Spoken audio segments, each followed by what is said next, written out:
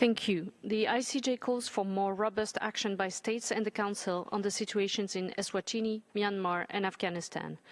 Eswatini's dire human rights situation is generally neglected. The ICJ denounces the shrinking civic space and the decay of the rule of law, echoing the grave concerns expressed by lawyers and human rights defenders.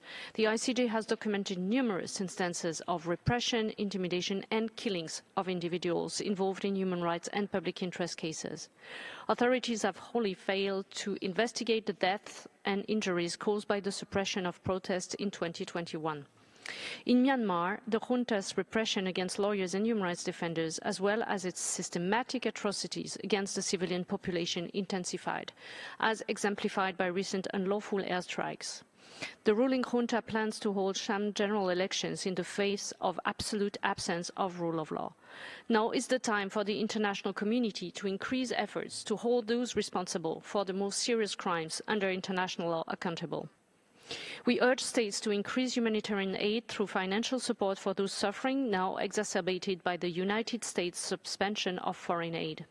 Finally, for Afghanistan, the ICJ supports the call by a group of states for the establishment of a robust investigative mechanism for the egregious violations of international humanitarian and human rights law. Some amount to crimes against humanity. I thank you.